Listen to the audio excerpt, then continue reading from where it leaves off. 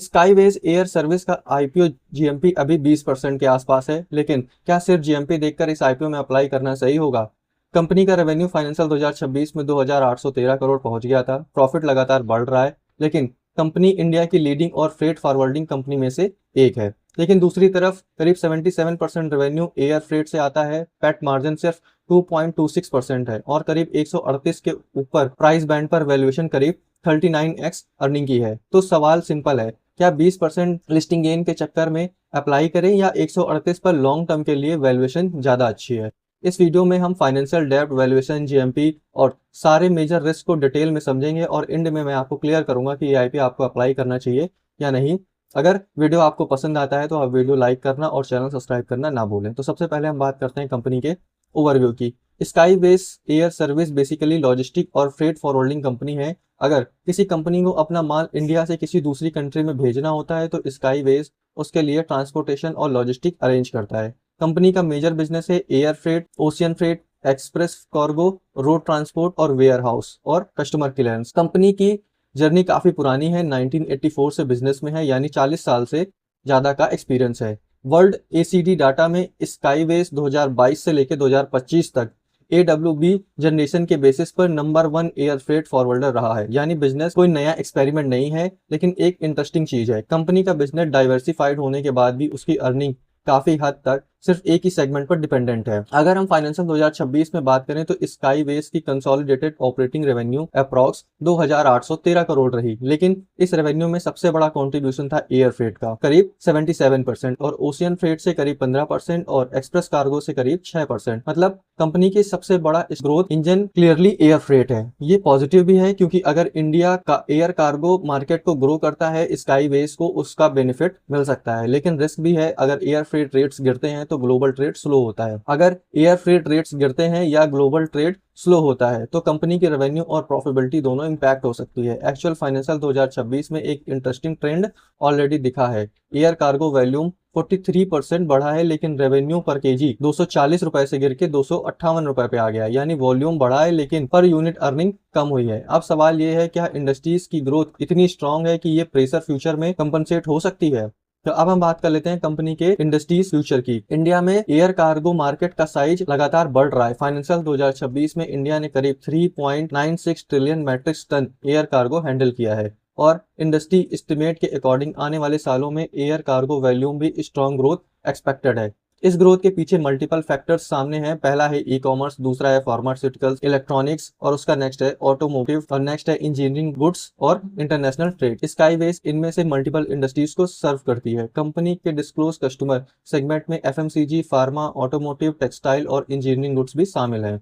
Company का India में board network है और इंटरनेशनल प्रेजेंस भी है, इसलिए long term industry opportunity definitely attractive है। लेकिन इंडस्ट्री ग्रो करने से इन्वेस्टर को पैसा ऑटोमेटिकली नहीं बढ़ता। अब हम बात कर लेते हैं कंपनी के कुछ आईपीओ डिटेल की। यह आईपीओ कब स्टार्ट होगा, तो अगर हम देखें यह आईपीओ 24 अगस्त से 27 अगस्त के बीच होगा। इसका फेस वैल्यू 10 रुपए पर शेयर होगा। प्राइस बैंड की बात करें तो 131 से 138 रुपए पर शेयर होगा और इशू साइज की बात करें तो अप्रॉक्स 582 करोड़ रुपए का यह साइज है, जिसमें से 398 करोड़ रुपए अप्रॉक्स फ्रेश इशू है। या एनएससी और बीएससी दोनों में लिस्टेड होगा। अगर हम एक लॉट में शेयर की बात करें तो 100 शेयर मिलेंगे एक लॉट में और रिटेल मिनिमम इन्वेस्टमेंट 13,800 रुपए हमें इन्वेस्ट करना पड़ेगा। अब हम बात कर लेते हैं कंपनी के फाइनेंशियल की। तो अगर हम कंपनी का रेवेन्यू देखें तो 2024 में 1289 करोड़ रुपए यानी 1289 करोड़, फाइनेंशियल 2025 में 2248 और फाइनेंशियल 2026 में 2813 करोड़ के आसपास था। यानी 2025 में रेवेन्यू ग्रोथ करीब 74% रही और फाइनेंशियल 2026 में करीब 25% ग्रो हुई। प्रॉफिट भी लगातार बढ़ रहा है। फाइनेंशियल 2024 में कंपनी का प्रॉफिट 34.5 करोड़, 2025 में 48.1, 2026 में 63.5 करोड़ के आसपास था। इबिड्डा भी फाइनेंशियल 2024 48 करोड़ से बढ़कर फाइनेंशियल 2026 में 126 करोड़ हो गया था और इबिड्डा मार्जिन 3.75 से बढ़ के सीधे 4.47 तक हुआ।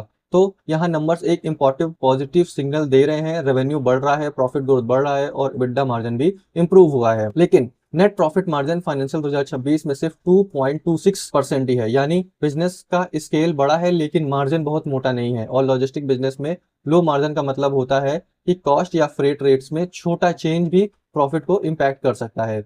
इसलिए नेक्स्ट क्वेश्चन और भी इंपॉर्टेंट हो जाता है कि जो प्रॉफिट बुक्स में दिख रहा है क्या वही कैश कंपनी के पास आ भी रहा है या नहीं। तो अब हम बात कर लेते हैं कंपनी के कैश फ्लो की। तो 2026 में कंपनी ने काफी इंप्रूव किया है कैश में, और लेकिन 2024 में ऑपरेटिंग कैश फ्लो करीब माइनस में 9 करोड़ के आसपास था, 2025 में 2 करोड़, और फाइनेंशियल 2026 में ऑपरेटिंग कैश फ्लो बढ़कर सीधे 113 करोड़ रुपए हो गया। ये पॉजिटिव डेवलपमेंट है, मतलब फाइनेंशियल 2026 में कंपनी ने ऑपरेशनल से मीनिंगफुल कैश जनरेट किया है। लेकिन वर्किंग कैपिटल को इग्नोर नहीं कर सकते, बिजनेस के साथ रिसीवर्स और वर्किंग कैपिटल रिक्वायरमेंट भी बढ़ रही है, इसलिए फ्यूचर ग्रोथ के लिए कंपनी को एडिशनल वर्किंग कैपिटल की जरूरत पड़ सकती है। यानी आईपीओ का नेक्स्ट इंपॉर्टेंट पॉइंट आता है कि कंपनियां आईपीओ से पैसा लेकर करेगी क्या। तो अब हम बात करते हैं कि कंपनी जो पैसा ले रही है वो कहाँ यूज करेगी। तो स्काईवे आईपीओ का प्राइस बैंड 131 से 138 के बीच है। अपर बैंड पर टोटल इशू साइज की बात करें तो 583 करोड़ के आसपास बनता है। इसमें फ्रेश इशू और ओएफएस दोनों है। ओएफएस का पैसा एग्जिस्टिंग शेयर होल्डर्स के पास जाएगा, और फ्रेश इशू प्रोसीड्स का एक मेजर पर्पज है जिसका काम है कि डेब्ट रीपेमेंट या प्रीपेमेंट। कंपनी ने करीब 216 करोड़ रुपए ये आइडेंटिफाइड बोरोइंग को रीपेमेंट करने का पर्पज डिस्क्लोज किया है। यानी आईपीओ का सबसे बड़ा पैसा जाएगा कंपनी के लोन को क्लियर करने में। अब डेब्ट रीपेमेंट का सिंपल बेनिफिट क्या है, इंटरेस्टिंग बर्न कम हो सकता है, बैलेंस शीट इंप्रूव हो सकती है, और फ्यूचर में कैश फ्लो को बेटर यूज एक्सपेंशन में हो सकता है। लेकिन यहाँ एक और सवाल है, कंपनी के ऊपर डेब्ट कितना है। तो अब हम कंपनी के डेब्ट की बात करें तो 30 जून 2026 में डिस्क्लोज डाटा के अकॉर्डिंग कंपनी और मटेरियल सब्सिडरी की बोरोइंग करीब 268 करोड़ के आसपास थी। इसलिए आईपीओ से करीब 217 करोड़ रुपए की आइडेंटिफाइड बोरोइंग को रिड्यूस करना मीनिंगफुल स्टेप है। ये लॉन्ग टर्म में पॉजिटिव हो सकता है, लेकिन लॉजिस्टिक बिजनेस में वर्किंग कैपिटल इंसेंटिव होता है। बिजनेस जितना बड़ा होगा, रिसीवर और वर्किंग कैपिटल की रिक्वायरमेंट उतनी बढ़ती जाएगी। तो आईपीओ के बाद भी डेब्ट कम होना पॉजिटिव है, लेकिन ये एज्यूम करना गलत होगा कि फ्यूचर में डेब्ट की जरूरत कभी नहीं पड़ेगी। अगर हम कंपनी के प्रमोटर्स की बात करें तो कंपनी के प्रमोटर्स हैं यशपाल शर्मा और तरुण शर्मा। आईपीओ से पहले प्रमोटर्स की कंबाइंड होल्डिंग करीब 79% के आसपास थी। ये काफी हाई प्रमोटर्स होल्डिंग है। इसका मतलब है प्रमोटर्स का कंपनी में सब्सटेंशियल स्टेक है, लेकिन आईपीओ में ओएफएस भी है, यानी कुछ एग्जिस्टिंग शेयर होल्डर्स अपने शेयर को सेल कर रहे हैं। और अब आता है आईपीओ का सबसे इंपॉर्टेंट क्वेश्चन, वैल्यूएशन। तो 138 रुपए पर आईपीओ सस्ता है या महंगा। तो इसकी 2026 में अर्निंग पर शेयर देखें तो 3.56 रुपए, और अपर प्राइस बैंड पे देखें तो 138 रुपए के हिसाब से पी 39x आता है। अब 39 का पी को सीधा एक्सपेंसिव बोलना भी सही नहीं होगा, क्योंकि कंपनी ने स्ट्रॉन्ग ग्रोथ दिखाई है, इंडस्ट्री भी ग्रोथ कर रही है, और कंपनी की मार्केट पोजीशन स्ट्रॉन्ग है, लेकिन इसे चीप वैल्यूएशन भी नहीं कहा जा सकता। इन्वेस्टर 138 पर फ्यूचर ग्रोथ के लिए प्रीमियम दे रहा है, इसलिए अगर कंपनी फ्यूचर में स्ट्रॉन्ग ग्रोथ कंटिन्यू करती है तो ये वैल्यूएशन जस्टिफाई हो सकता है, लेकिन अगर ग्रोथ स्लो हुई तो वैल्यूएशन प्रेशर में आ सकता है। और अब इसी पॉइंट पर जीएमपी पिक्चर को और इंटरेस्टिंग बना देते हैं। अब हम बात करते हैं जीएमपी की। तो इसकी करंट जीएमपी आज की डेट में 20% के आसपास है। तो अपर प्राइस बैंड 138 है, और 20% जीएमपी के हिसाब से इम्प्लीफाइड लिस्टिंग गेन करीब 165 से 166 रुपए के आसपास बनती है। यानी इंडिकेशन के हिसाब से करीब 27 से 28 रुपए पर शेयर का लिस्टिंग गेन दिख रहा है। लेकिन यहाँ एक बेसिक रूल याद रखिए, जीएमपी गारंटेड लिस्टेड प्राइस नहीं होती। अब हम बात कर लेते हैं कंपनी के रियल रिस्क की। अब तक स्टोरी में काफी पॉजिटिव पॉइंट्स थे, लेकिन रिस्पॉन्सिबिलिटीज आईपीओ एनालिसिस में रिस्क को भी इग्नोर नहीं किया जा सकता। तो फर्स्ट नंबर रिस्क है एयर फ्रेट डिपेंडेंसी। करीब 77% रेवेन्यू एयर फ्रेट से आता है। ये कंपनी की स्ट्रेंथ भी है और रिस्क भी। दूसरा है लो प्रॉफिट मार्जिन। फाइनेंशियल 2025 में कंपनी का प्रॉफिट मार्जिन करीब 2.26% के आसपास था। नेक्स्ट है वर्किंग कैपिटल। बिजनेस ग्रोथ के साथ वर्किंग कैपिटल रिक्वायरमेंट बढ़ सकती है। नेक्स्ट है डेब्ट। कंपनी की बोरोइंग सिग्निफिकेंट है, ऑल्दो आईपीओ प्रोसीड्स से आइडेंटिफाइड डेब्ट रिड्यूस प्लान्ड है। नेक्स्ट है रेगुलेटरी इश्यूज। कंपनी का AEOLO सर्टिफिकेट मई 2026 से सस्पेंडेड है, रिलेटेड इन्वेस्टिगेशन पेंडिंग है, और कंपनी ने ऑथराइज को रिस्पॉन्स भी सबमिट किया है। ये पॉइंट इन्वेस्टर को फ्यूचर में मॉनिटरिंग करना चाहिए। एक और इम्पोर्टेंट चीज, कंपनी ने स्विसपोर्ट इंटरनेशनल एजी के साथ कंसोर्टियम में कोलकाता एयरपोर्ट के एक न्यू कार्गो टर्मिनल प्रोजेक्ट के लिए बिडिंग सबमिट की है। अगर ये अपॉर्चुनिटी कंपनी के फेवर में आती है तो फ्यूचर ग्रोथ के लिए एडिशनल अपॉर्चुनिटी हो सकती है, लेकिन जब तक प्रोजेक्ट फाइनल नहीं होता इसे कंफर्म रेवेन्यू मानना सही नहीं होगा। अब हम बात करते हैं कि लिस्टिंग गेन इन्वेस्टर्स को क्या करना चाहिए। अगर आपका पर्पज सिर्फ लिस्टिंग गेन है तो पिक्चर सिंपल है। 20% जीएमपी पॉजिटिव सिग्नल है, कंपनी एस्टेब्लिश्ड है, फाइनेंशियल ग्रोथ स्ट्रॉन्ग है, और एयर फ्रेट मार्केट में आउटलुक पॉजिटिव है। इसलिए लिस्टिंग गेन पर्सपेक्टिव से आईपीओ इंटरेस्टिंग लग रहा है, लेकिन रिस्क भी है। अगर मार्केट सेंटीमेंट वीक हुआ या जीएमपी लिस्टिंग से गिर गया तो एक्सपेक्टेड लिस्टिंग गेन कम हो सकती है। इसलिए लिस्टिंग इन्वेस्टर्स के लिए हमेशा जीएमपी, सब्सक्रिप्शन और ओवरऑल मार्केट सेंटीमेंट्स तीनों को एक साथ देखकर इसे अप्लाई करना चाहिए।